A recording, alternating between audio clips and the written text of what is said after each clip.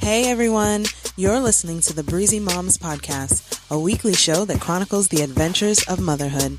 I'm Candace. Now let's start the show.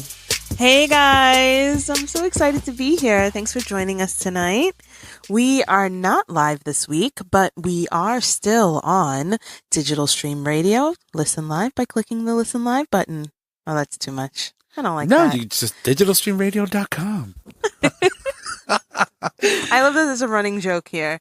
Anyway, so thanks for joining us this week. We are pre-recorded today on Thursday, but still same excitement and still fun stuff to talk about. Actually, tonight we have a special guest, a friend of mine that's coming to talk about momming in her family of 5. But before that, let's just jump right into how are the boys. I say let's do it. Okay, so the boys are good. They're always I'm good. supposed to ask you a question, Oh, Candace. I'm sorry. I have a question for you. Right? I have a question for you. Oh. How are the boys? Oh, the boys are good. Oh, there you go. The boys are always good. So I say the boys are always good, although Emory has been sick probably the last week. What's wrong? I think he just has a cold, maybe like a summer cold, a little bit of allergies. We all have like pretty terrible allergies in my house.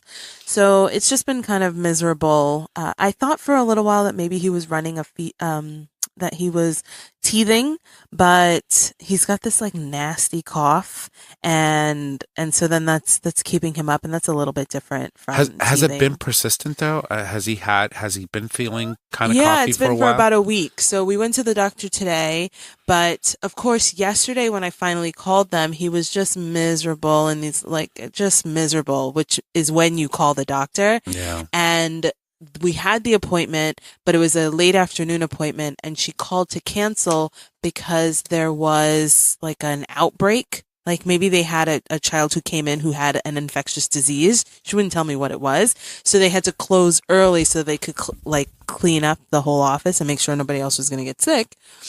And then, so we went today, late afternoon. Turned out it was a false alarm. They didn't have whatever they thought the kid had. It was a beautiful day out today. Are you sure that wasn't no, it was yesterday. We're gonna go to the beach. Yeah, we're gonna go to the beach. No, it was yesterday. maybe. You but just never know. You never know. And the big boss, the actual doctor, is on vacation, so it's possible. Anything's possible. Oh, they were playing hooky. Oh. But the point is that yesterday when I made the appointment, he was miserable. Today we went and he was his regular self. But I wanted to go anyway, just to make sure that maybe he didn't have an ear infection or he didn't have whatever. And so, of course, he looks better. Kids, they just always make liars out of you. Like, he was so miserable 5 minutes ago. And now he's like running around, laughing, talking, jumping. Being just fine. So she gave us some Zarbee's, and it's actually Zarbee's nighttime Zarbee's, like melatonin or something. So I think part of his like misery during the day is that the cough is keeping him up at night, and it's like just making his sleep not very sound. And so I think for a couple days it'll be nice to give him this medicine and have him, I mean, I would like to take some of it and have a nice. Oh, well, I hope he feels better. Yeah, me too. It's not easy having allergies. I had them really bad this year. It's not easy. And I can only imagine. Like I said, and you're little, you can't really explain, and you don't really understand. You don't really know. You don't have the words for it. So it's really sad to watch him struggle. Well, I hope he feels better soon. Yeah, I mean, today he looks a lot better today. He's probably running a marathon, right? He is. We had a dance party this evening. He's fine. He's fine now, and I think the medicine will just help like take the edge off. So he's fine. And then Lincoln is interesting this week. So school ended for him last week, and he's been home with us now. I guess this is day 4 of being home during a typical day when he'd be at school.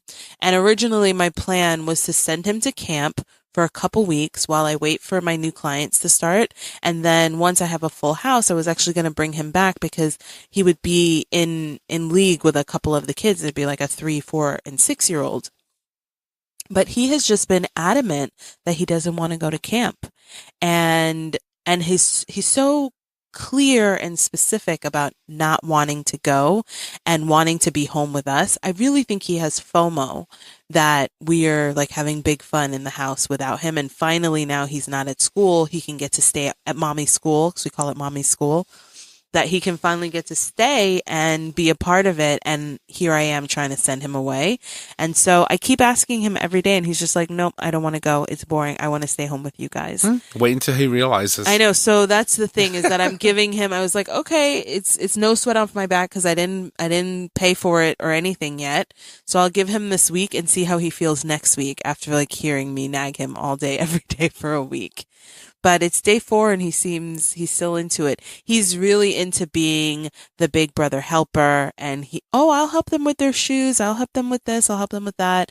And giving the plan. So he thinks he's an assistant. That's basically what's happening. Well, you did say you always wanted one. I know, it's true. But now I have 2, right? Because remember, Emory was already the assistant. Yeah. This poor kid we're actually taking care of.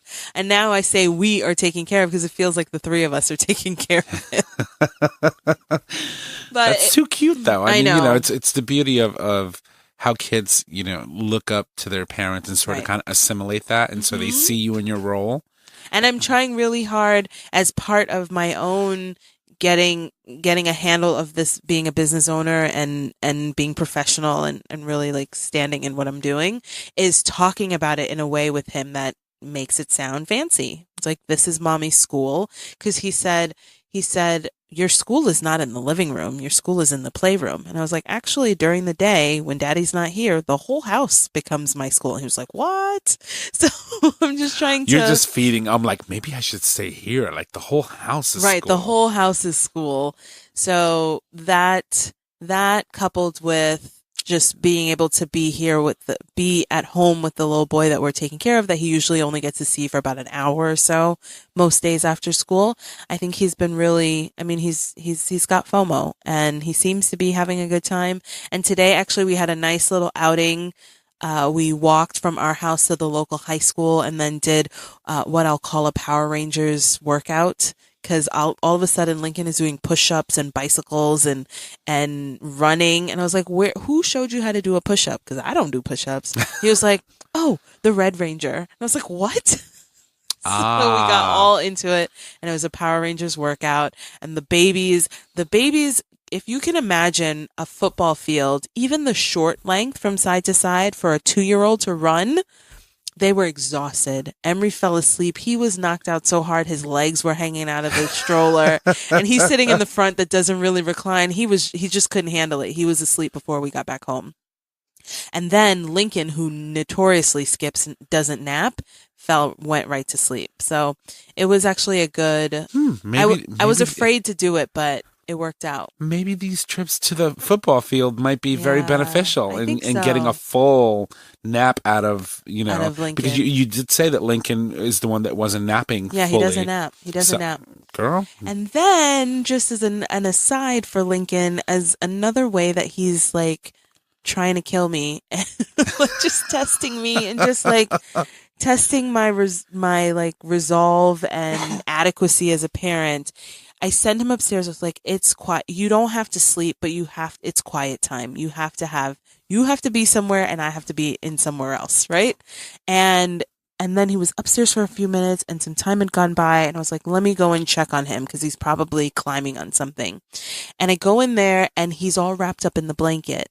And I swear I saw him move, so I thought he was kidding, like, oh, I heard you coming up the stairs, and now I'm going to pretend. So I go over, and then he's not moving, so I unwrap him from the thing, and he's knocked out fast asleep. And so for a minute, I was like, oh, this is great. And then I was like, wait a minute. You were just wrapped up for I don't know how long, head to toe, like cocooned in a blanket. He might have passed out. Like, you need fresh oxygen.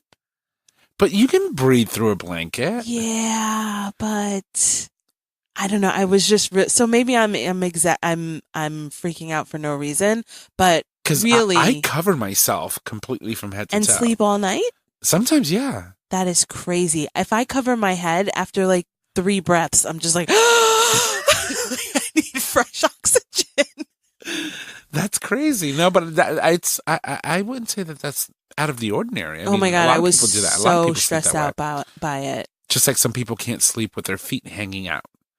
my feet have to be Covered, yeah. Because He's like, who's going to come and get you? the hands are going to come out from under the bed. It's so weird because I'm also afraid of that, but I like the cool air on my toes, so they're just sticking out a little bit. I usually try to find like the cold spots in the bed. Yeah. Like my mom used to like having the bed up against the wall, and she sleeps with her one hand on the cold wall. Huh. It's like sleep is important, however you can make it work. But this shit scared me when I went upstairs, and I was like, I don't know how long you've been asleep, wrapped up like this without getting oxygen. I don't need that kind of stress in my life to come up here after I thought, oh, great, he's finally gone to sleep. And then actually he's in a coma. But I told you, remember I told you that when I think about things, it always ends in death. Yeah. And so that's what this is. This is, oh my God, what if I didn't go upstairs? Because I was like, he's got to sleep and I'm not going upstairs. And then he died. Oh my God. Candace. I know, it's really hard. Well, I mean, parenting is hard. I can't relate. Well, actually, I can because I have 2 dogs, and it's parenting in a way, never similar to what it would be like having human Never the beings. same, but I get it. But I panic like when I'm at work. I'm constantly looking at my video did camera. I leave the window open? Did I? Oh, you have cameras. What are these nuts doing? And Right. I'm looking at them, and Oliver's sitting there just trying to destroy the bottom of a chair, and I'm like, no. Oh my God. Wait, do you have 2-way? Like, can you talk to them? You can talk through the camera, and they just look up and be like, oh, whatever. Right. He's not here. Right.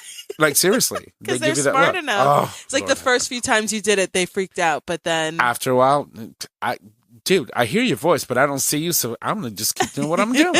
that's so funny. It's hysterical, Oh God, that's how they are. That's how they are. So anyway, Lincoln is good, and again, this is a story about how he's wonderful and also like defiant, right? Because he's supposed to be at camp, and he's like, "No, I don't want to go." And I'm thinking, he's so clearly saying he doesn't want to go. I don't want to force him to be somewhere he doesn't want to be. But also, I make the decisions, and you don't get to tell me no. I think we covered this already. Didn't you just leave him out in your foyer for a while? I did. For like 2 minutes, which felt like 9, right? I know. So anyway, he's good. And then James is good. And we're trying to work this week because he is going away for the weekend. And so I can't think of the last time I've been at home. I mean, I get grumpy because he goes to work or he does schoolwork and he leaves us in the house, but he comes back. And I can't think of the last time that he's been gone for an overnight, like 2 or 3 nights. How dare him? I know, but it's my brother-in-law's bachelor party, so I'm trying to be gracious. It's with the boys. Okay. I'm trying. Okay, well, They're going to New Orleans. I want to go to New Orleans. Oh, Lord have mercy. I know. New Orleans. In June. Wait, isn't the Essence Festival this weekend? I think it's the next weekend. I think it's the first It's the weekend last of July. weekend of June. Oh, well, I guess he's having a good old time. Anyway, listen, don't give me more reasons to put the kibosh. He's the best man and the officiant of the wedding. So yeah, no, he's an amazing guy. Yeah, he's great. He's going to be fine. We're going to be fine. So I've actually scheduled a trip to my girlfriend. So we're going to go to New York for the night, for actually the whole weekend, and spend time with some friends of mine who also have kids. So we'll be distracted. So it won't. I'm hoping it won't be so bad. It'll be fine. It'll probably be a welcome break for you too.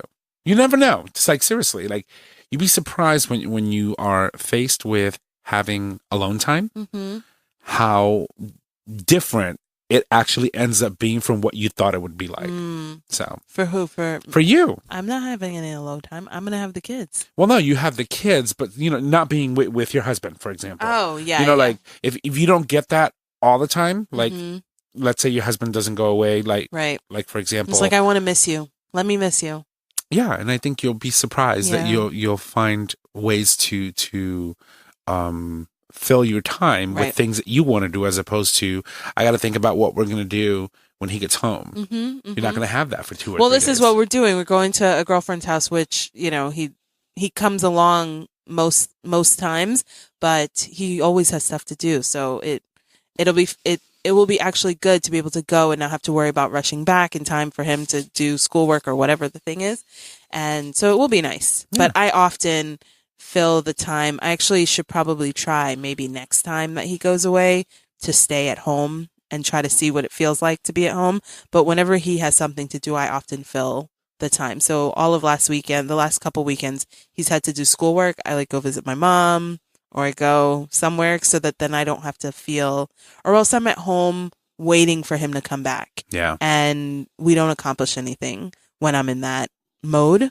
But if I go and do something, then we're also doing something. Yeah, and it's great though. I feel that you're going to be very surprised with the experience in itself because you don't get it often. I don't. No, we both don't get it often, except for these kinds of things. Like I come to do the show, or I have a board meeting, or you have a couple, but not full nights, full days that run into each other. So we'll see. Interesting. Then you have the bed all to yourself, unless the boys join you.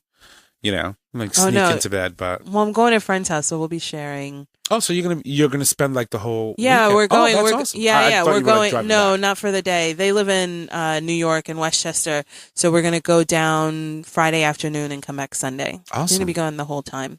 He's worried because she lives on the lake, so she's like. So usually when we go, I get caught up in my friend because he's there, and then he's with the kids. He's like, "I'm not gonna be there. Make sure my kids don't drown." It's like, listen, I'm a grown up. All right.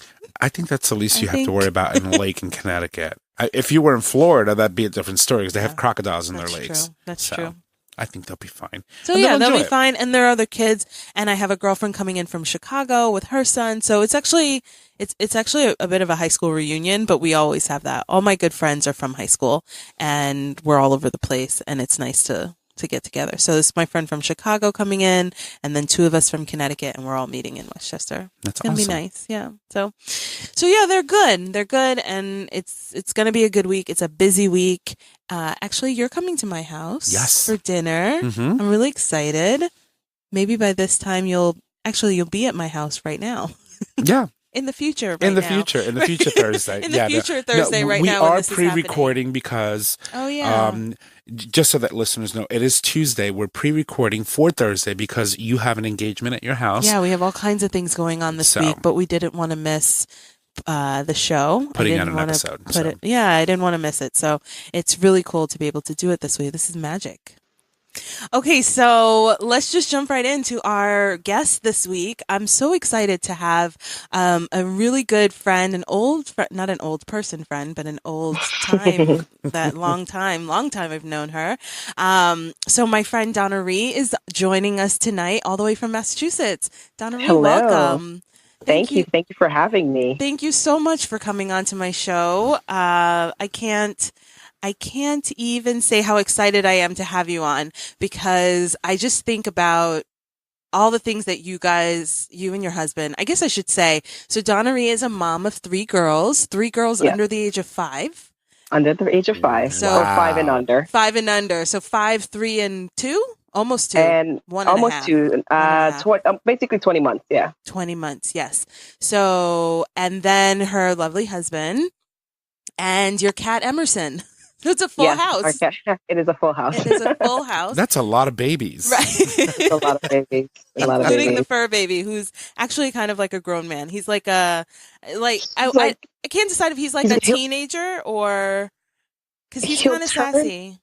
He'll turn 10 in September. Oh, so he's old. He's an old man. And so he's like an old auntie uncle who lives in the house. Yeah. He's like their big old school brother. Oh my gosh, he's hilarious. So I'm trying to stop saying so I'm so excited to have you on the show because I just sometimes I think about the end of my day and how I just want to crawl under the bed. And then I remember that other people are doing so many other things, right? Like have so many other things going on.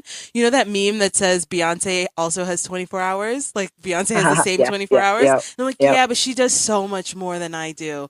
And when I think about you, I think about like so much more. So I just wanted to have you on because I kind of wanted to talk about how you manage your like we're millennial on the cusp. It's called Xennial. Have you heard this new generational term? I've heard the term, but I've always looked at it as I'm not that young. but I'm also not that old. Right, So right, I'm right. like, So that's for millennial. Millennial is the term that I won't accept because it's right. I think it starts the day after I was born. But so that's millennial, and we judge those people, right? They're on yeah, Snapchat with their boobs and butts out, and yep. you know, Hey, I do that. I just joined Snapchat trying to be like my younger cousins who are actual millennials, and I got I don't have Snapchat. Oh, see, I started snapping, and I'm like snapping in the bathroom like an old auntie. It's hilarious. But anyway, so that's millennial, and then Gen X is before, but they always seem we're not really there. I think that's 79. That's you, Tommy. Gen X. Do you identify as Gen X? I don't know what I identify. Oh, Lord. Let me tell you now. You're Gen X. And so there is this it's called a micro generation that is between, I think it's 79 to 83. And it's they identify it as having an analog childhood and a digital adulthood. And that to me feels a lot more like who I am at my core. You know, like I remember from AOL. I remember like right. You have mail. Like I remember all of that. I remember no cell phone. I remember beepers. Do you remember beepers? Yeah, I do remember beepers. I remember beepers. Having a VHS and then transitioning to a CD and then a mini disc, which mini disc only lasted like 2 days, right? and that went away. So yeah, that entire generation, I talk about it with Chris all the time. We're like, how did we go through that and then iPads and iPhones and like all of those things back to back? So. I don't know, because right now I refuse to learn anything new, which is why Snapchat is so hard for me. Yeah. We were at that tender 17 age where we were like, ooh, I want the new thing. I remember the iPods with the wheels that clicked. Click. Yep. I remember that. Actually, I just threw away the clip that you can clip it onto that you can squirrel in between it. That was like a case for it. Oh my just threw it away. Oh, that's hoarding. Yeah, I have it in my butt. I have an old iPod Touch that will only stay charged for like 3.5 minutes. It's like fully charged, and then after 3 minutes it turns off.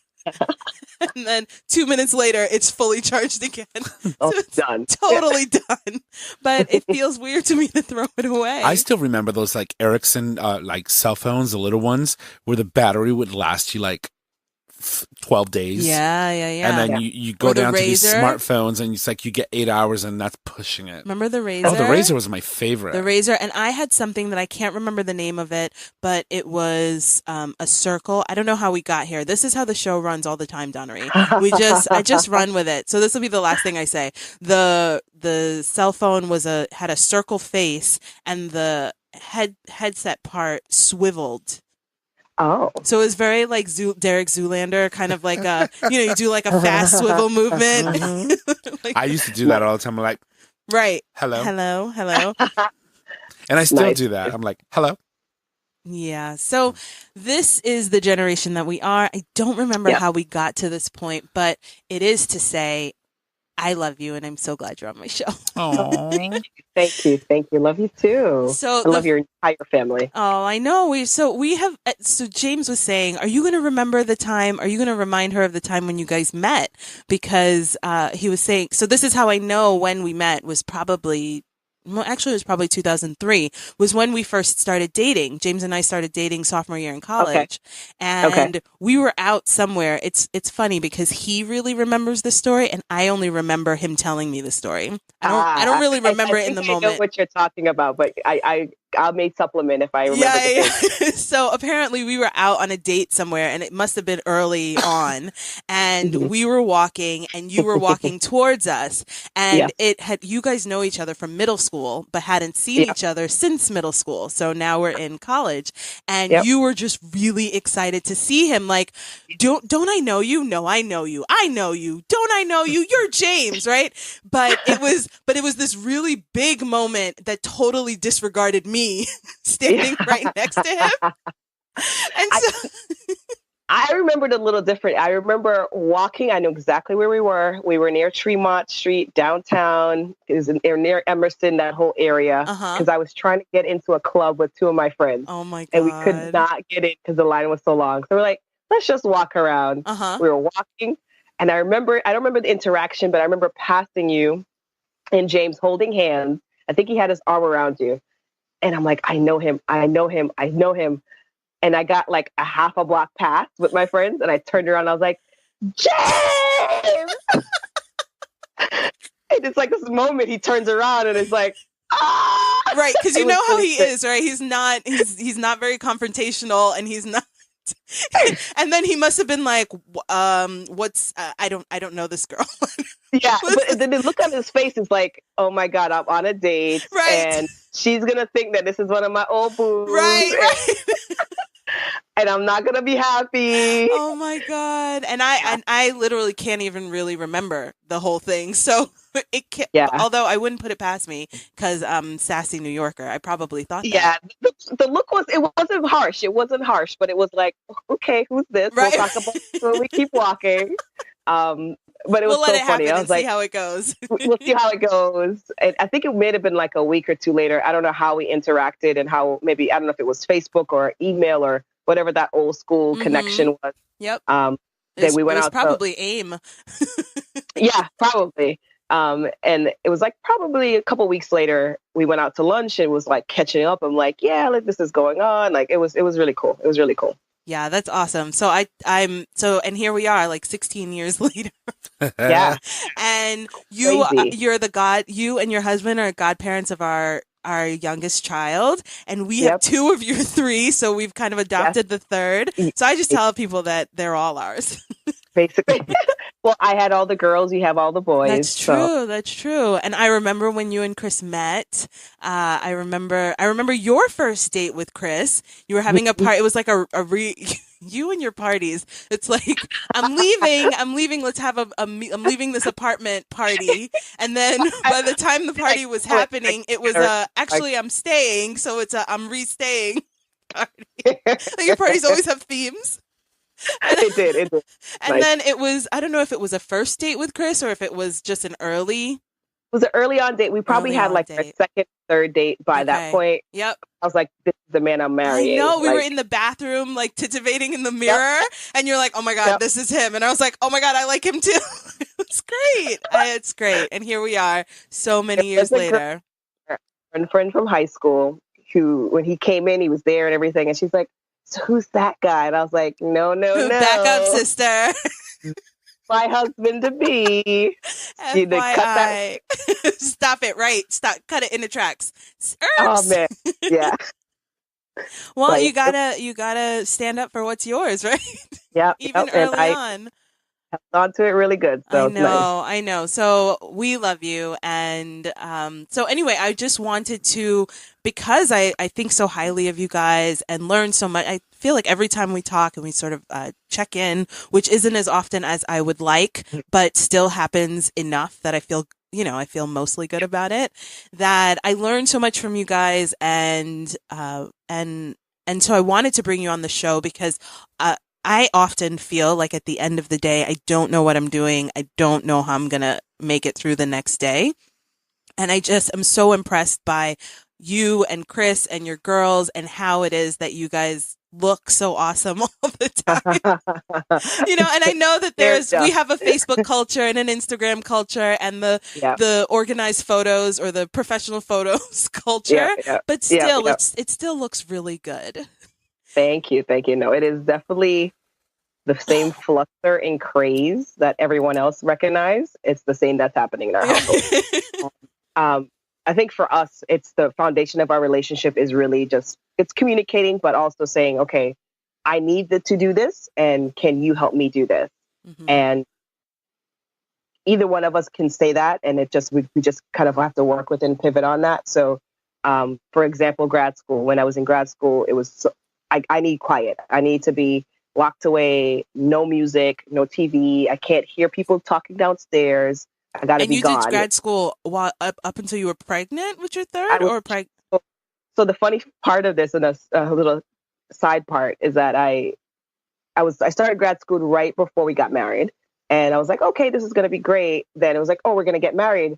I can't do grad school and plan a wedding. I don't have time. Now, this is someone that's single, right? So I did all of that. Like, I ain't got no time, so I stopped and paused grad school.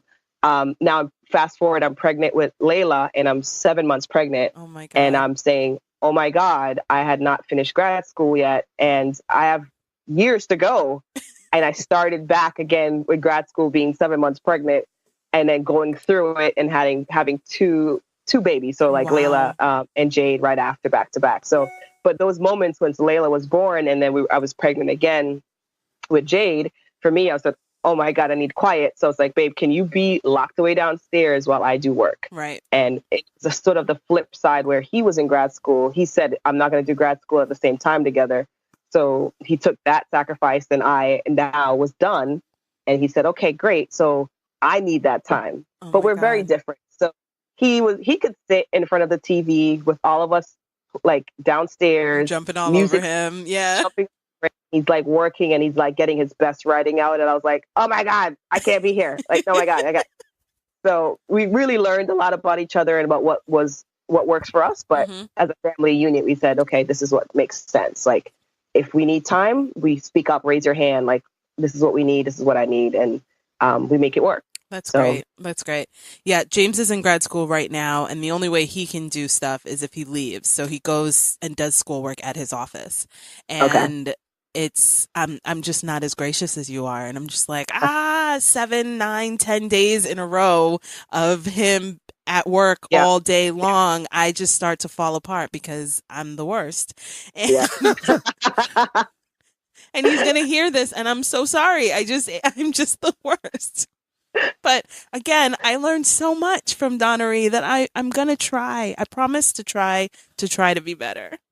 But I feel like I'm the one that's always taking and Chris is the one that's like giving. So he was like, oh, I need to be gone. I'll be like, what do you mean? Right. Do you really? Can't you take one of the girls? Do I really got to have them both? Right.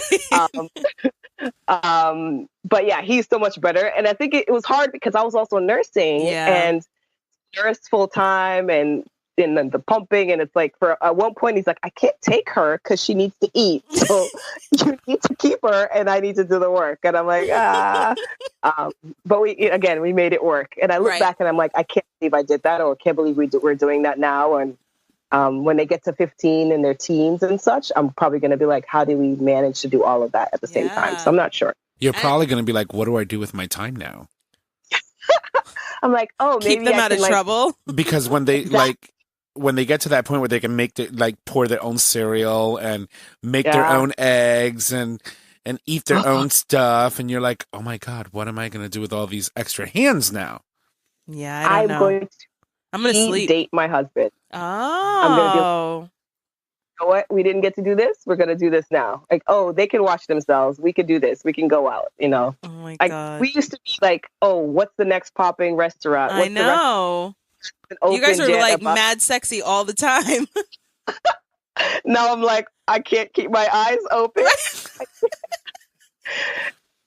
I swear to you, he'll fall asleep at like 9:45. And I'm like, why are you asleep already? Like, can you stay up? And he's like, I'm like, yeah, that's when I've seen people talk about that online, and it's like, something I like that you guys do is sometimes you do breakfast dates or you do lunch dates because I don't know which episode we talked about this the other day, but we talked about redefining what sexy is for you as a couple, or redefining what dating is for you as a couple in this season of life. When we were new and we didn't have all these other responsibilities, a date looked this way. Now a date looks this way. And I think you guys are doing that beautifully. For me, it's really important to like still stay connected. And of course, throughout the beginning, and we're in the weeds right now with the girls being so young that it's like, we don't have that time for me personally to be like, okay, let's just get all sexy and dressed up and go out. But we're like, okay, if we do that, we have limits and time frames and all that. So, we don't have often where we like have like a babysitter we hire to come over. We don't have that. We always either have family or parents watch our girls. So we really use like the daycare. So if they're at daycare or preschool, that's the time frame that we'll take off. So you mean if you're off but daycare is open? daycare's open. So we may plan and say, okay, this day we should just take off this day together. And then he's like, all right, I'll put in the Tuesday and I'll put in Tuesday and we're out, and like, oh, daycare's open. Perfect. You guys are getting dropped off. Right. I have a friend who they had a teenage daughter and they would do like leave work early. Okay, we'll leave work early. I'll meet you at home at 3:00. Nice. She was in high school or whatever the time was, but it was a meeting at the house before they knew she was going to get back. So really, you just have to do what works. But I think so. I've passed. I wanted to ask you a couple like nuts and bolts questions, just like logistics. So what does a day like? What does your schedule look like? You've got the three. It's the two of you and the three girls and the cat. What does your normal weekday schedule look like? And does the weekend look any different?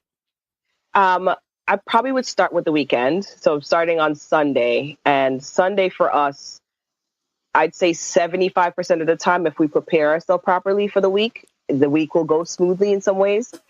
So we have one car and my husband works downtown. I work Layla's school. Our oldest daughter's school is downtown as well. And then we have our youngest girls. They're closer to my job in Milton. So we have to even plan out how we're leaving the house together. And the preparing for the week on a Sunday, if we're not visiting or hanging out with people or friends, more like our parents and grandparents, we will prepare the whole week. So it's getting out everyone's clothes and ironed shorts, whatever we need to put together. So there's 5 for the whole week. So the girls, tops and bottoms, all 3 of them, get it all prepared. And most times I try to do the same myself so that I have all my clothes all ready for the week. And Krista, like 50% of the time. I know he likes to choose in the morning. He's like, this is how I'm feeling. Yeah. But then he likes this big old ironing fest. It's like, we can't do that in the morning. It's we don't have time. So, so we I don't know what it is about men and ironing. I don't know. James is obsessed with his iron. They want to be pressed. Man, but I had to be like, you got to stop with the spray starch because it's like it was way too much. He was like wetting up the floor because he was like spraying. Like we got to slow it down. But like if we prepare for the week by getting the Sunday right and having all that stuff prepared, that works for us. But when you go into like a Monday, we have to leave the house. We have to get up pretty early. Do we do that all the time on time? No. Okay. We make it work, but we need to leave the house really at 6:30 a.m. And we do not. So it'll be 7:00 rolls around and then we're shouting at everybody. Oh my God. Like, you don't get shoes. Where's your shoes? Right. And I'm the last to get dressed because I feel like I also don't want to be completely a mess. Right. So I'm like, I need you guys all fully dressed and you downstairs and give me 5 minutes to actually put on my own clothes. Without anyone touching me. Yeah. But we get No, it's real. You don't understand, Tommy. The little hands on you all the time. It's real. Oh, I'm sure it is. I'm not questioning. I just laugh because, I will never understand what it's like to experience having 20, like children all over you. Like, no, you can't do just you. You have to do me right. too. Yeah. Unless I could, use my dogs maybe as because they're very needy, but that would never be able to compare to a child, because a dog can't talk. Children are like, no. And talk back. And exactly. Lord. Asking questions. It's like, this is not the time for the questions. Like, you know where we're going. The same place we always go on Monday morning. But we have to use bribes too. Right. They love seeing their grandparents. So if my mom is going to be coming over in the evening or something, or sometimes she's not, but I kind of use it as a, Nana's coming. You're going to, oh my God. My Jade is jumps up and she's like, gets ready. And like, she just moves real fast. Cause like, oh, well, Nana make porridge for me. I'm like, yep. Oh my God, you're the worst. But sometimes it's like, oh, I'm like, oh, where is she? It's like, oh, maybe tomorrow. Get her to move. Like a textbook paragraph. It's like a paragraph in a textbook that says, don't screw up your kids' like brains this way. Right? But it's like, but then usually we're like, okay, let's call and she's all good. No, I get it. I do the same thing. Just to go down the stairs, like, go get your own shoes. Layla's afraid of going by herself anywhere. And it's like, okay, well, it's just down the stairs. Just get your shoes. And so she's like, well, can someone come with me? I was like, that defeats. I can't do what I need to do upstairs while you're with me. Go get the shoes. Yeah. So that process of just like trying to get out of the house on time, but preparing the night before or the Sunday before, it makes the world of a difference. Yeah. You have to think about it. And I remember, I feel like there's something about Obama where he's like, he didn't pick out any of his clothes. Yeah, he only wears black or blue suits. And it was already prepared for him. It's like, he can't use that mental energy to like worry about those things. And it's like, same thing. It's like, I don't want to worry about cleaning or putting out clothes that morning because it just wastes my time. It's funny that video is on loop at my doctor's office. It's about wearing uniforms, like making a uniform, a daily uniform, whatever. Not that your job gives you a uniform, but that you're just like, I always wear a white shirt and black pants, and that's my uniform. And it helps to free up space in your brain because it's taxing. The decision making, I find the decision making probably the hardest part of being an adult and a parent. Yeah, it is definitely tough. Especially around dinner. Like something as simple as dinner. I'm like, I don't give a shit what we eat. Just pick something. Yeah. It works. It's going to be chicken or pork or beef. Like, just tell me what you want. I don't care and I don't want to decide. I have so many other things to think about. Whenever you get into that situation, it's simple. Tacos. No one ever dislikes tacos, right? Except Taco my night. Kids don't like tortillas. Like they're not. Make burritos. No, they don't like. My kids only eat meat. Like they only, like they dig out the meat. I make sandwiches for Emory, and I've tried them. The regular sandwich. I press the sandwich. I roll the sandwich so they look like a little sushi. He meticulously unrolls it and pulls the turkey. The turkey is the same color as the cheese. He knows which one is which. He pulls the turkey right off, and then you see his plate is just a bunch of rolled pieces of bread and cheese. I have the same thing with Layla and Jade because Jade will eat all the meat and Layla will eat all the carbs. Oh my God. And so their plate will be at the end of the day. I was like, you might as well just share a plate, but then they flip on you because I'm like, what's happening? I don't know why you just want to eat that. Right. So, how about meatloaf? Well, I guess I've never made a meatloaf. I don't think you should try it. Be like, it's meat. I mean, you can pull it off, right? Because I mean, you've got the bread. They're probably eating ground meat tonight. I did ground. I've been mixing ground beef and ground turkey and noodles is what I made for dinner tonight, and like mixed vegetables. I bet they're just eating. The ground meat and the string beans out of the mixed vegetables. So no peas, no corn, no carrot, just the string beans and the ground meat. Oh my God, you should get them snap peas then. Oh, so they don't like snap peas. We go through so many bags of edamame in my house. These kids, even Emory, who's 2, knows how to take the edamame out of the thing and not eat the crust or whatever, the actual bean skin. He pops them out, but they won't eat them shelled. So if you buy the already shelled edamame, they won't eat them. They want to take them out of the Interesting. Kids are the worst. See, I'm like a vacuum. Right? You're not going to eat that? Hand it over. That's why I'm fat now, because now I have another kid in my house, and I'm just like hoovering after all of the kids in my house. It's terrible. Yeah, I'm like, you're not going to eat that? Exactly. Waste it. Yeah. Oh, it's terrible. It's terrible. So I make all this food, and now I've been doing this for several months now. I try to give you're supposed to give them everything every time. It takes like 20 offers before they'll try something, which is a lot of wasted food. So I just try to give really tiny little portions, and as soon as they show that they want more, then I give them more. So I'm not being stingy with the food overall, but it hurts my heart to throw away a full plate. And then we're on the food, the daycare's on a food program, so I have to give them like 4 different, a meat, a vegetable, a fruit, a grain, a cup of milk. I have to give them all these different things. So the plate is full, and it hurts my heart to just dump a full plate of food into the garbage when they decide they only want the cantaloupe. Jeez. That's wow. Yeah. See, I'm like a vacuum. Give it all. I wish. Anything except shellfish. I can't eat shellfish. Otherwise, I'd eat that too. I'd probably eat the shell. Right? Yeah.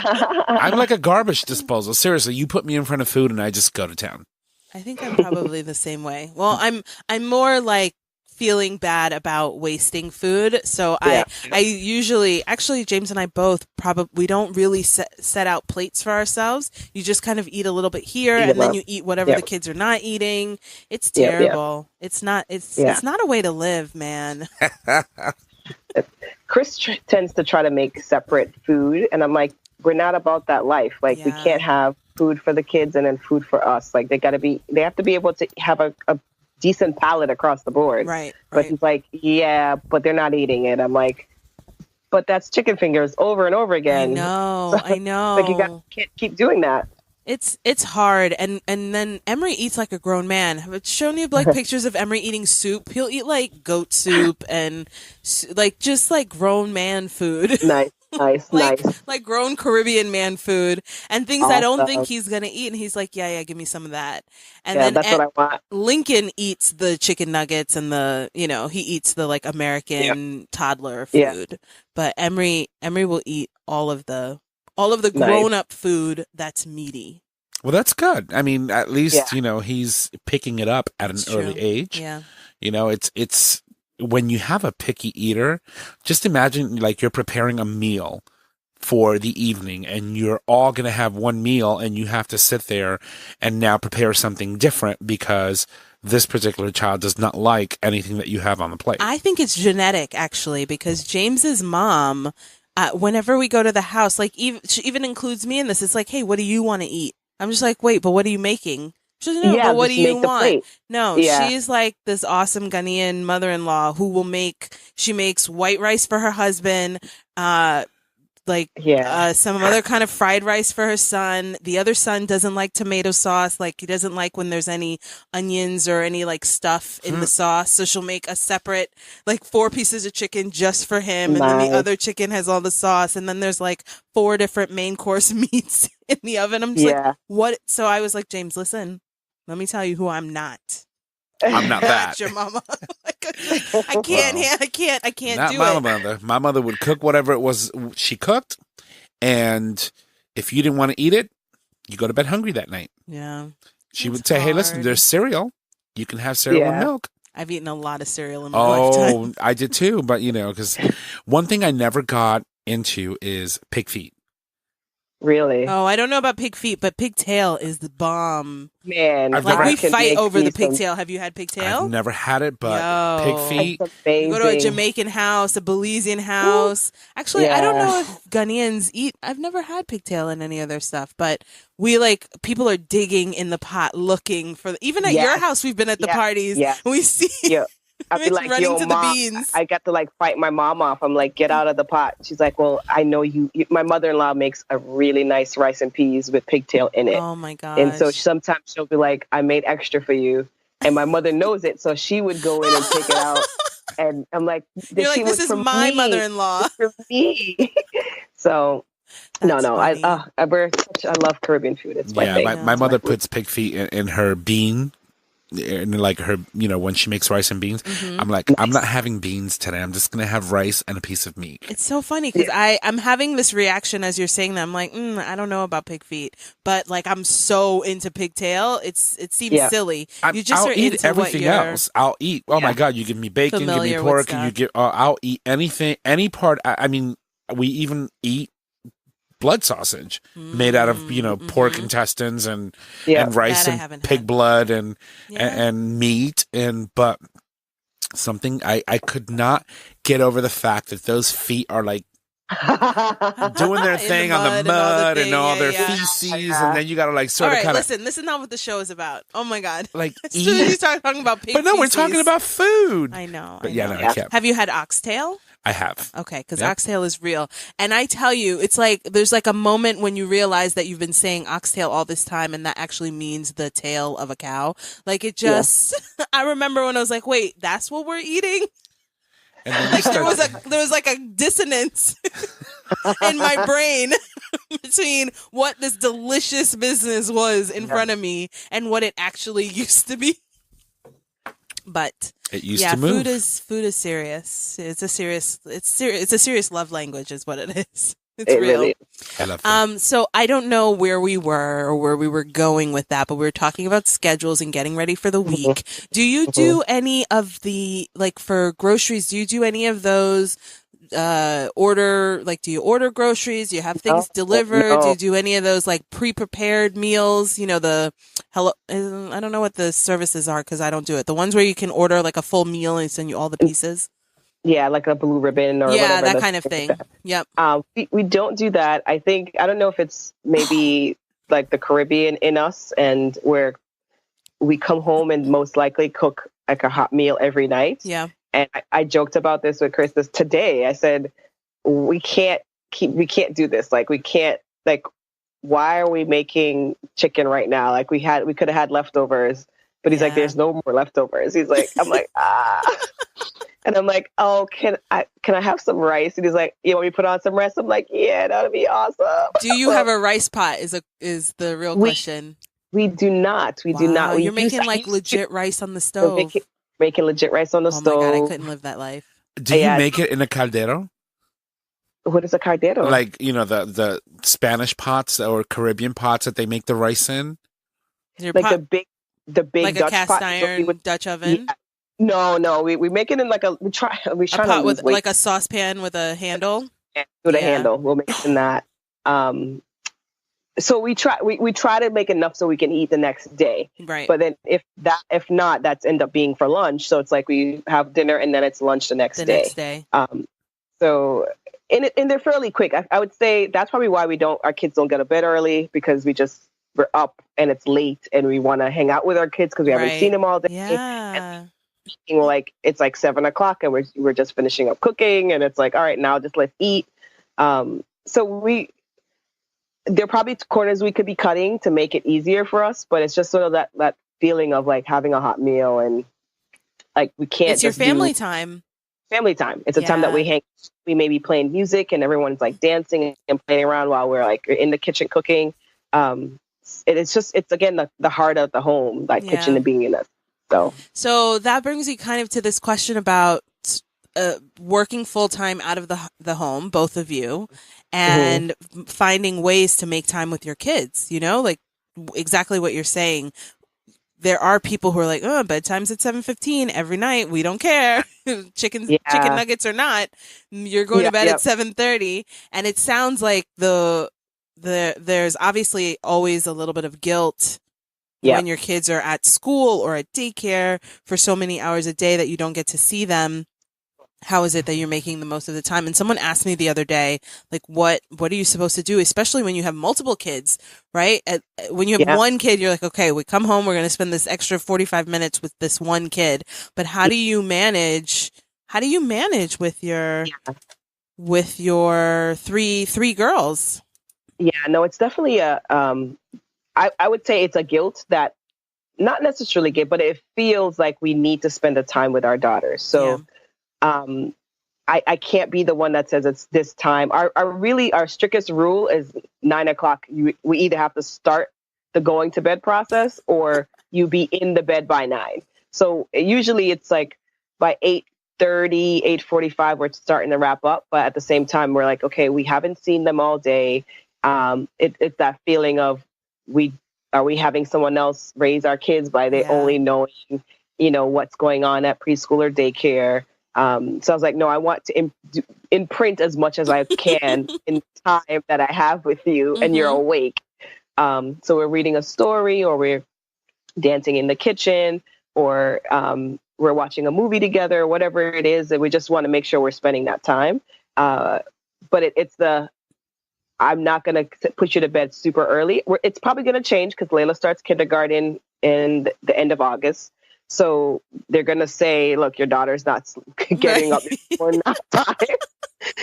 There's no more she likes to take these like extra long naps, right? Long time. And they have to really struggle for her to wake up. And I'm like, oh, I'm so she's sorry. A sleeper. Yeah, she's a really good sleeper. She's like, I don't nap, I sleep. So when we change that process where she's not taking a nap anymore, I think she's going to be like more tired and have to go to bed a little earlier. So that you guys aren't those parents. Yeah. So like at 8:00, maybe it's a bedtime for 8, but we want to spend that quality time as much as we can together. Well, the good thing, the thing that I hope will help you in that is the research shows that it's not how much time, it's the quality of the time. So there's always this fight between the stay-at-home mom and the working mom, or the stay-at-home parent and the working parent, who's like doing better for their kid. But there are plenty of like punk ass stay-at-home parents who aren't doing anything. So you've got 10, 12, 15 hours with your kid, and you're just stressing them out, and they're watching shows, or they're outside all the time and you're never around. Like that's not better than the working parent who comes home and has dinner and, makes dinner with their kids and has dance parties and, so obviously never feel like the 2 or 3 hours that you have with them at night is not really doing all of the imprinting on them, because those kids are totally the two of you. Oh yeah. And even my parents worked full time, and there were times when, say, if I came home from school and I didn't see them because they were going to their second job. Right. But I still feel a great connection to my parents because we were always together as a family. We were always doing things. And even if it was once a week, Wednesday was family night. Right. So, even now my mom's still like, if she makes sure she comes and pops over at the house because she thinks it's family night. I'm like, it's family night at your but house. In our house. But it feels good because it's like we still have that connection. We might find the time to know each other and know the inner workings of each other and the things that we're doing. So, sometimes I let that guilt go and say, I love what I'm doing at work. I love my family, and the work that I'm doing is supporting my family. So it all works together. Yeah, absolutely. And it's a thing that we all, as parents, as moms, particularly have to keep. It's a constant struggle to keep reminding ourselves that the choices that we're making are individual and are still with the best of intentions for our family. And it's the best that we've got and the best that we've given, and it's good, and it's good enough. At the same time, too, I feel like there's not that feeling of like, oh yeah, maybe stay at home may be right for me, and it may not be. I know personally, being a stay-at-home mom and that learning and teaching, like the homeschooling, I couldn't do it. Right. I couldn't do it. So I give much props to the women that do it. And then I also, at the same time, it's like, you need to know who you are. Right. And if you're not going to help your child, you may actually hurt your child. It's not going to be good, It's like, we talked about this. Why don't you get it yet? Yeah. And it's like, we don't want to push that. It's like someone else may be a better teacher in that way to learn the math and the certain things. And then I can supplement that work. It's so real. It's so real. So the other thing I would be remiss if I didn't talk to you a little bit, because I know that in your work in like alumni relations, you do a lot of traveling.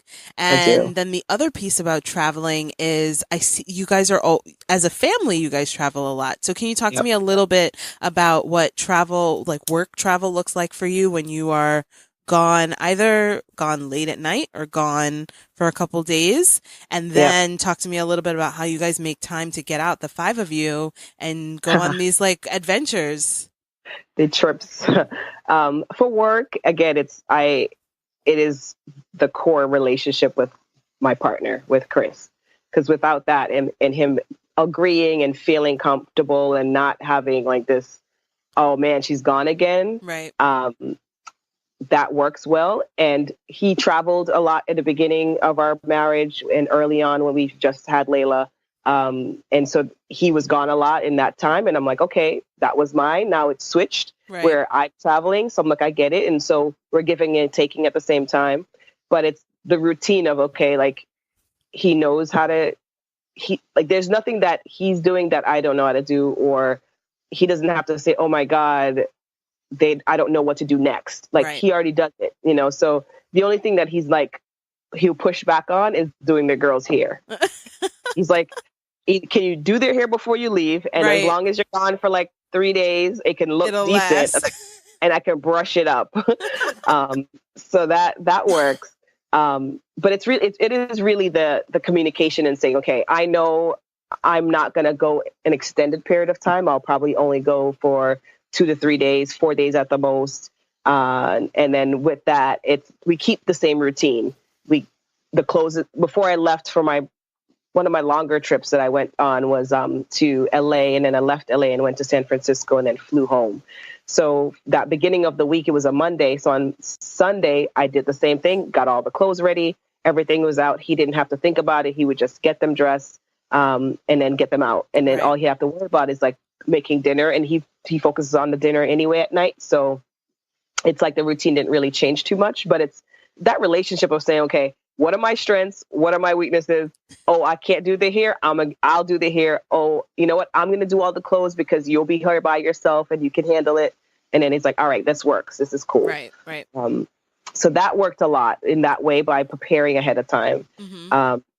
And then to be honest, it felt really nice to be able to like lay in the bed and spread out at a hotel and say like arms and roll around. And obviously we feel guilty, but it still feels so nice. It feels so nice. It's like, oh babe, everything is good. Oh, this is great.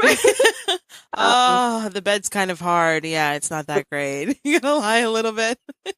So it was nice. It was just nice to do that. But at the same time, I also don't, because I do travel for work, I try my best to put limits at work too and say, I can't go beyond a certain time. Oh, like that's good.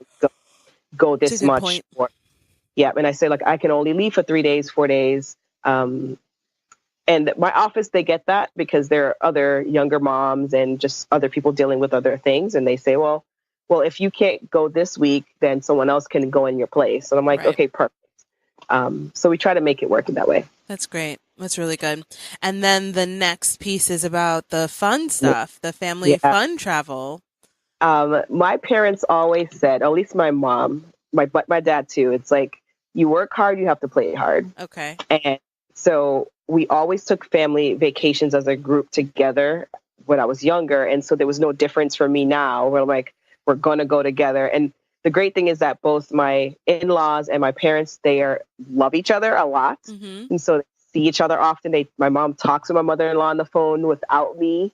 They have a little conversation. They have their own friendship. They have their own friendship. So it was when we traveled together, in the last recent big trip we've done, it was with both families. Okay. So it's when we travel by ourselves, it's a little tricky, but it's like, okay, we need to have a double stroller.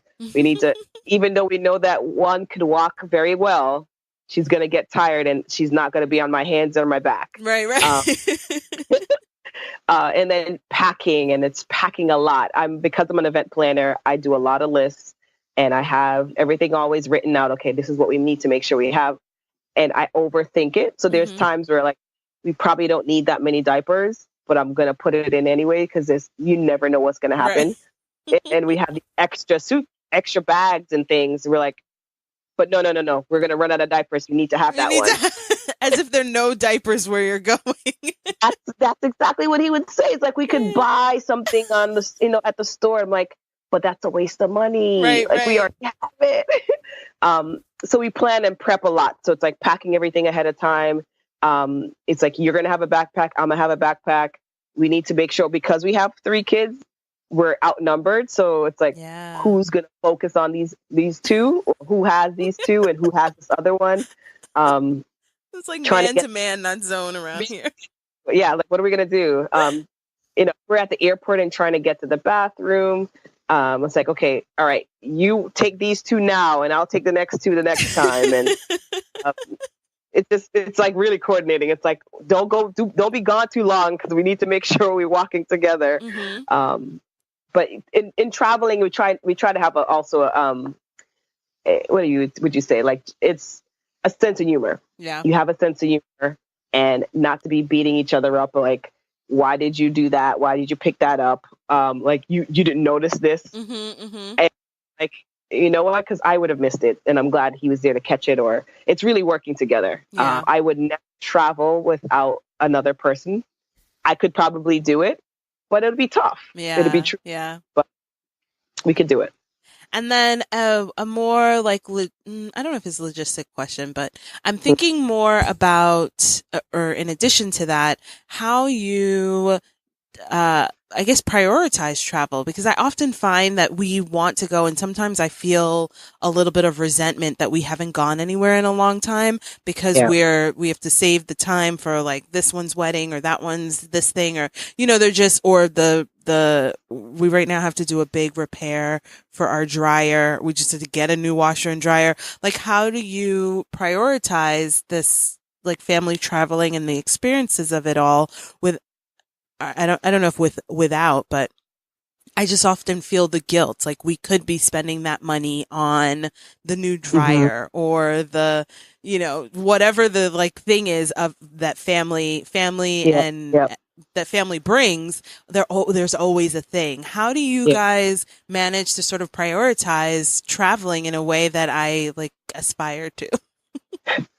I think we try to think of it as we're going to do one big trip. Okay. And that one big trip, that all of the funds that we're going to be saving or trying to do will go on this one trip. Okay. And then throughout the rest of the year, it may be like, okay, we could have gone to this person's wedding or we could have gone here, but that's just not going to work in this scenario. So we're just going to have to say no to it. Oh, okay. And if it's going to change a little bit too, because we are planning on moving and we'll have different responsibilities in a different setting, in a different home. So we're going to have to say no to maybe a lot more things. Yeah. But now, because the girls are younger, we were capitalizing on a lot of that. So each time it was a lap child. So we didn't have to pay for a full plane ticket for our child. And then we said, okay, we know we're traveling now with 2 children. So we have one lap child. Then we have another one we have to pay a full ticket for. But what's the best way to budget for cheap flights? Right.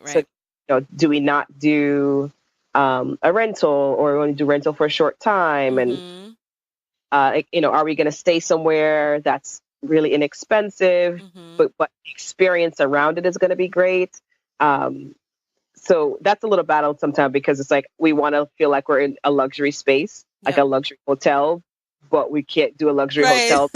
Champagne taste and beer money. Beer money is like, but the experience is going to be outside of the hotel. So let's make sure get it a more inexpensive place, but we can do more things with the money that we have. Yeah. No, it's so cool. Cause I mean, I think that often when we have to say no, or in general, when parents say no, especially when people are involved who don't have children, or in this case, have fewer children, right? There are probably times where our families could be making a decision and it seems easier for us, but we have less children than you do. And there's just this response from other people that's like, oh, you always say no because of your kids. You just bring the kids. It's like, dude, you don't have any kids yet. Come and talk to us when you have kids. Come and talk to me when you have 3 kids and you have to try to make, it's like, I could, but it's going to be so hard. Why would I? So it's hard for me to try to say no often, because I'm like, we don't go out with, like, during a regular daily basis. We're not like going out. So when we get invited to like something to come visit you guys in Connecticut or something that's close by, we're like, okay, we're going to have to make a decision. So let's just say yes. And he's like, but we really shouldn't be driving all that out. like we have to come back. And or it's even going to be Sunday, and then it's going to be, it's like, I'm like, well, we could just sleep over. And he's like, but we have all of this other things. And we'll never leave on time. So you gotta get that in the back of your mind. But I'm like, but we can do it. We can make it work. No, it sounds like we have the same conversations. We're playing the same role. But I want to go. I never get to go anywhere. Yeah. Yeah. And sometimes it's not to let things derail us either, because if we don't do something and something comes up, we should still try our best, because if it was work related, we would have forced ourselves to make it work. And it's like, we could do that with our life too. So even when, for example, when you invited us for a birthday party for Lincoln's, and our car broke down like that morning or that night before. And I'm like, what? But we needed a car anyway. And I'm like, well, now I have my mom's car to borrow for that day. Why can't we just still go to Connecticut? And he's like, really? I'm like, yes. He's like, this doesn't excuse us. Like, this isn't a good enough excuse. You're like, nope. He's like, we don't have a car. It's like, but we have a vehicle. We're in it right now. We're in it right now. It's like, we're going to have to make it work. So that's great. So that's the thing. It's like, we just have to try to make it work. And because we could have just been waddling at home and then be like, oh, I wish you should have gone. Right, and right. Now it's too late. Yeah, no, I get it. I get it. So this is, I mean, it's great. So the last thing I wanted to ask you about is about you personally, you know, as a mom, as a woman, and this whole talk about self-care. It's like, sometimes I think self-care is just crap now. It's talked about so freely and so much that it almost doesn't seem as important as it actually is. But how do you manage to work in a little bit of self-care as one of a unit of 5 who's doing all of the things and carrying all the weight that obviously you share with your husband? And I don't want to say that it's more, even though I kind of think it is more. It's different. Right? I just feel like the weight of the mom and the things that we're thinking about. Let me take that back, because James will hear this and he'll be like, I think about important stuff too. It's different, and it's heavy, and it's tiring, and sometimes you just need a minute. And the only way I get that minute is I literally run away and I like go to Goodwill and like binge shop at Goodwill. And it's so counterintuitive, but I just have to get away from them. How do you manage self-care in a healthy way? A healthy way. I think the things for me is just literally getting my eyebrows done. Ooh. To be able to get my eyebrows done. And it's hard because the woman I go to, she moved from like nearby. And so it's in Boston. So I have to drive there and get all the way out of the way. But, you know, and again, Chris is a huge advocate for me to go out and do things. Mm-hmm. And I'm like, no. I'll rather be home and I can hang out with you guys. I'll do this. And he's like, just leave. And I'm like, no. But in this instance, because we dropped the one car and after we've picked up all the girls, he's like, we're going to go get your eyebrows done. And I'm like, but this is not fair. You guys will be, no. So we'll just drive. I get out the car, they sit in the car, and I go and I just stare and I get my eyebrows. And again, I'm like, redefine what counts. That's amazing. Yeah, like, this is important. Because I'd rather say, oh, no. And it's the same with, it's like eyebrows and my hair. Mm-hmm. I don't go often. I'm not like the weekly hair person, salon person. But if I can get into the salon like once a month, and that's fancy. That I'm like, all right, cool. You know, like this is good. Right. That's the time I get out. You know, that really helps a lot too. And that's the self-care that I have. I just, it's hard for me to say, like, let me take away my time. Actually, what I need to do is tell Chris to do that, because he's like trying to do so much. And I'm like, yeah, but I think once we're out of the weeds with the girls a little bit older and they can do their own thing. And as you said earlier, they can pour their own cereal, and then we could say, okay, well, I got to go off and do this. But a lot of our friends are also out of state. Yeah. You know, you guys in Connecticut, we have folks in North Carolina, like it's like people we hung out with, and then now they're all and they have their families, and so it's like we can't really do anything but hang out with each other anyway. So it just works out that way. Well, it's such good. I mean, it's good points. It's good points. You just have to make the time, and again, like redefine what counts for you. Yeah. Well, I wanted to say thank you so much for your time. Thank you so much for joining the show tonight and sharing sort of some personal stories. You're doing a bang up job. You're doing an amazing job, and just know that we're over here rooting for you guys. Thank you so much. No, it's been a pleasure, and it's always great to, talk with old friends and get to make new friends, and wish you many successes on the continue of your show. So. Okay, so let's get into our Mom So Hard tip of the week. Oh, I can't wait.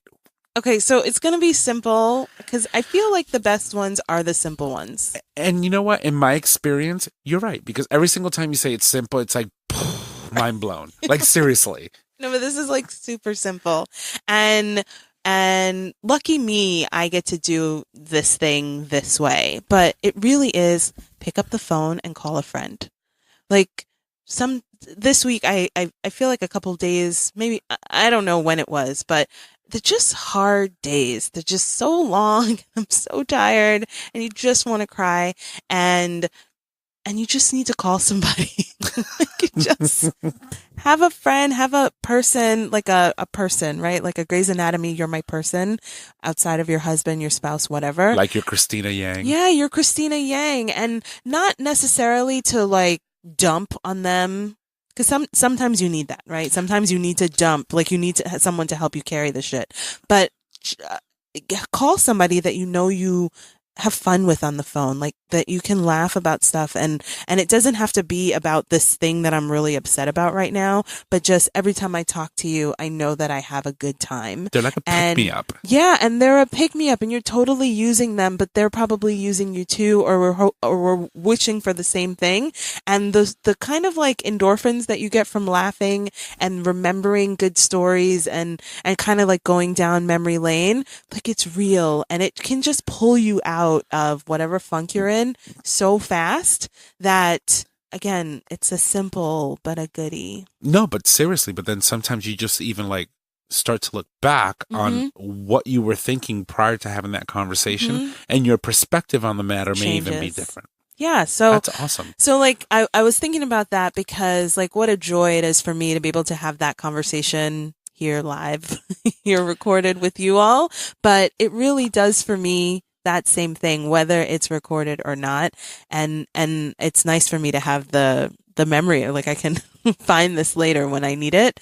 But even Donnaree was amazing. She is amazing. I was like, it was a very in-depth conversation into what her life is like with a family of 5. Yeah, it's great. So like that felt really good for me. Just for me, I hope you enjoyed it, you who are listening. But for me, it was just a moment of listening and really like being in awe of her and appreciating everything that she's willing to share with me whenever, but then also remembering that like she's my friend now. She was James's friend first, and now I totally feel like she's my friend and I can have my own friendship with her outside of him after 15 years, and it feels good, and she's like a sister, like a cousin that I can turn to, not to dump on, but to like walk in this world with. And so like what a joy that is. And you learn from each other. Oh, and by the way, it's a family of 6 because we can't forget the kitty cat. Oh yeah. Meow. Of course. Oh no. Because me and animals, I'm an animal person. That's so true. it's like, anytime we can legitimize the role that animals play in family, we should. It's important. And I will say I'm not like I feel like there are animal people and they're like not. And I probably fall into the not category. But my client was over one day and we saw this stray. There's a stray in my neighborhood, in my block. I don't know where she lives, but I've known her the whole 5 years that I've been there. It's a black cat, and she's had maybe 3 litters since I've been paying attention to her. And so my client was like, oh, that's so sad. Like, she's got a cat. And so, well, should we have some like call and get her cat caught and at least neutered or whatever? But the way she talked about this cat, because for me, it was just again, I'm from New York. Like, I don't give a shit about the cat. It's not my cat. It's the street cat. I don't know this cat. And the way she talked about this cat, I was just like, oh, I'm a monster. And so since that day, I put out milk for this cat.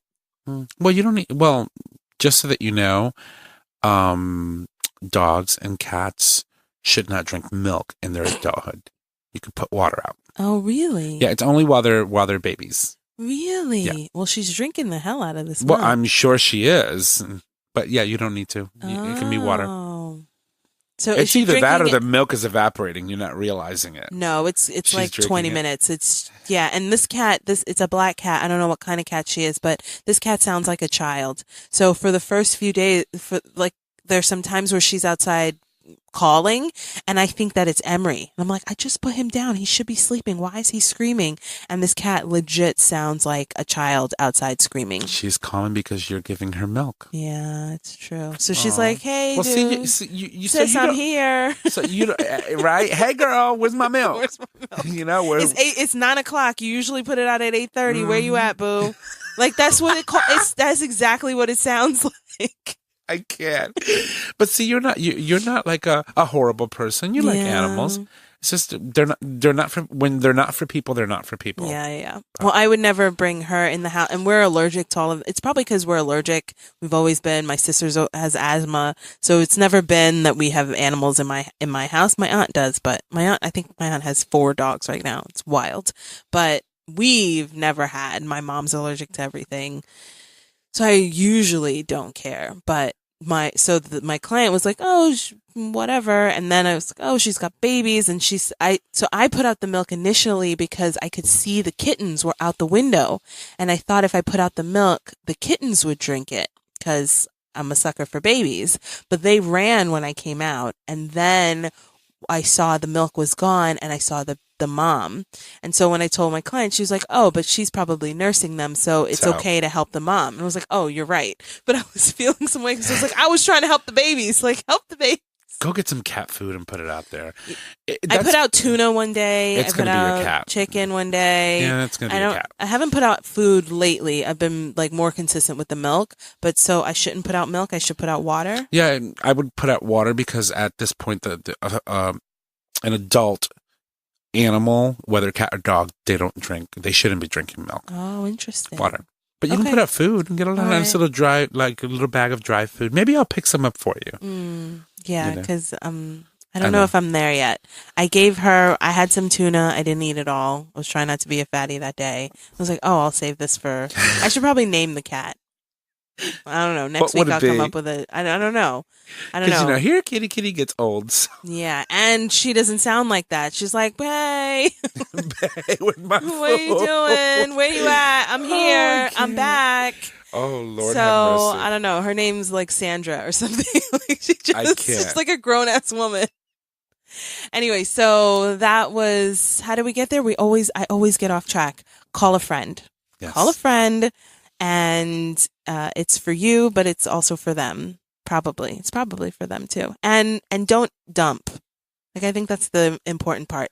Don't dump on your friend, but just be friends. And we get so caught up in Facebook. Oh, I know everything, but you haven't actually talked to them in 6 months. Yeah. Just call someone. Yeah, because sometimes there's more to the story than just the facade that people put on Facebook.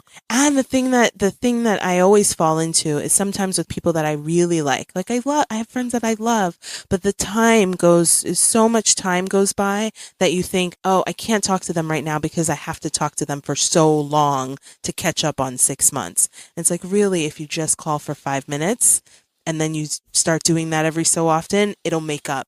By the time, oh my God, a couple of phone calls. Yeah, a couple of 5-minute phone calls are way better than no 60-minute phone calls. 2 minutes into like the 7th phone call, you'd be like, girl, you did all that in 6 months? Right. Yeah, so it's amazing. So call a friend. Call a friend.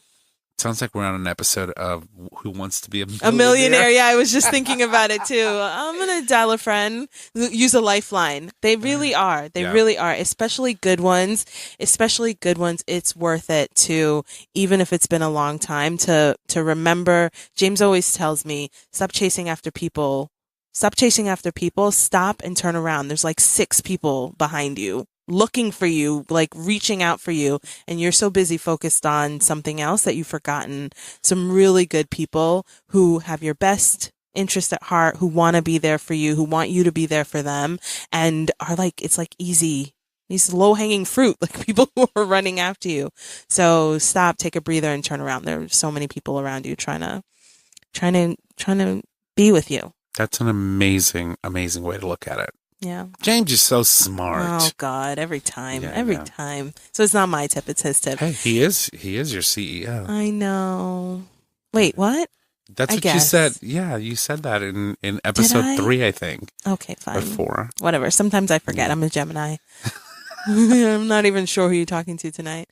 Anyway, guys, thanks for a great show. Thanks for sticking around and listening. I'll talk to you next time. This show is produced by Tom Ortiz at Digital Stream Radio. It's available for download on Podbean.